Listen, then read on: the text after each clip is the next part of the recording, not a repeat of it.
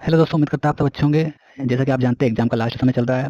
आपको इस समय ना तो ज़्यादा स्ट्रेस लेना है, अच्छी नींद लेनी है और ज़्यादा परेशान नहीं होना है कि ये छूट गया वो छूट गया। बस अच्छे से जो मन करे वो पढ़ लीजिए। तो अपन इस वीडियो में बात करेंगे कि जो आगामी चतुर्थ श्रेणी कर्मचारी पेपर है, आपको किस प्रकार उसको अटेम्प्ट करना है, क्या क्या सावधानी आपको उसमें रखनी है ताकि आप उसमें अपना सिलेक्शन पक्का कर सकें। तो चलिए शुरू करते हैं। सबसे पहले अपन बात कर लेते हैं इसको सिलेबस को लेके। जैसे हम जानते हैं इसमें टोटल 120 प्रश्न होने वाले हैं और इसके लिए हमें टाइम मिलेगा कितने, 2 घंटे, यानी कि 120 मिनट और 120 प्रश्न। तो आप समझ सकते होंगे कि एक प्रश्न के लिए 1 मिनट लगभग आपको यहाँ पे मिलने वाला है। उसी के साथ 20 प्रश्न हिंदी के, 15 अंग्रेजी के, उसके अलावा सामान्य ज्ञान के 70 है, जिसमें राजस्थान भूगोल 20 है, राजस्थान कला संस्कृति 20, भारतीय संविधान 10, सामान्य विज्ञान के 5 और कंप्यूटर के साथ में 5 और 10 क्वेश्चन है हमारे किसके, करंट अफेयर्स के बारे में, और साथ ही 15 क्वेश्चन आने वाले हैं किसको के, सामान्य गणित के। तो आपको ध्यान रखना है कि इसमें नेगेटिव मार्किंग, जैसे कि हम जानते हैं कि इसमें 1/3 नेगेटिव मार्किंग होने वाली है। तो आपको ध्यान रखना है कि सबसे पहले तो टाइम का विशेष ध्यान रखना है। आप ऐसे सब्जेक्ट को उठाए, सबसे पहले उसको सोल्व करें जिसमें आप कंफर्टेबल हो। जैसे कि अगर मेरा मानना है कि सबसे पहले आप हिंदी कीजिए। हिंदी करेंगे तो आप माइंड स्ट्रेस कम होगा और कहीं ना कहीं आप परेशान होने से बच जाओगे और पेपर सही तरीके से अटेम्प्ट कर पाओगे।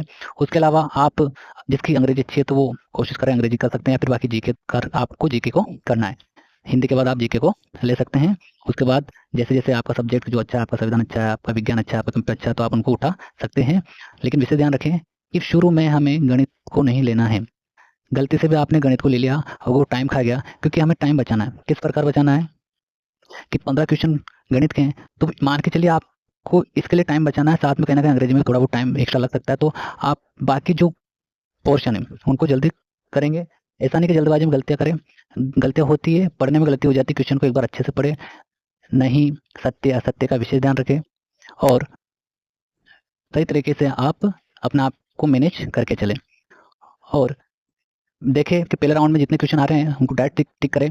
और आप गोले गोले का विशेष ध्यान रखेंगे, नहीं तो कभी कभी गोले छूट जाएंगे तो उससे दिक्कत हो जाएगी। गोले में आपको सबसे पहले, जैसे आपने हिंदी कर लिया, तो हिंदी करने के बाद आपको हिंदी वाले जितने भी, मान लो आपने 15 में से, हाँ सॉरी 20 में से 15 क्वेश्चन किए, तो आप 15 क्वेश्चन के गोले आपको भरना है। उसके बाद जो अगला सब्जेक्ट आप करो, जैसे राजस्थान में भूगोल किया 20 गोले, 20 में से आप जितने प्रश्न करें उसके गोले भरे। उसी प्रकार इस प्रकार आगे बढ़ते जाए, जितने क्वेश्चन हो जाए उसी के हिसाब से गोले भी भरते जाए। अगर एक साथ इकट्ठे हो जाते तो उसमें समस्या हो जाती है।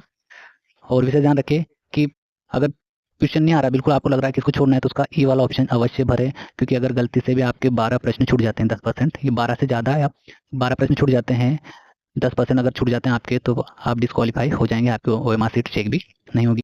तो इस प्रकार आप पेपर कॉल करें। अगर आपने अच्छे से मेहनत की है, तैयारी की है, आपने टाइम दिया है, हर सब्जेक्ट को पढ़ा है, तो आपका सिलेक्शन पक्का होगा। ये आप अपने आप पे विश्वास रखें, क्योंकि मेहनत का फल अवश्य मिलता है। मेहनत कभी भी बेकार नहीं जाती है। आप सही तरीके से हल करना है, डरना नहीं है, घबराना नहीं है, और एकदम माइंड को फ्रेश रखते हुए आपको एग्ज़ाम में बैठना है। क्योंकि एक छोटी सी गलती आपको बाहर कर सकती है। काफ़ी बड़ी वैकेंसी है, 53,000 प्लस पद है, तो अच्छा खासा ऑप्शन है कि आराम से जिसने अच्छे से तैयारी की है, अपना टाइम दिया है, उसका सिलेक्शन इसमें हो जाएगा। और जिनने अंग्रेजी और गणित की है उनका तो यूँ मान के चलो कि ज़्यादा चांस है, क्योंकि ये एक बहुत बड़ा पोर्शन है, लगभग 15-15 30 प्रश्न जो काफ़ी मायने रखते हैं।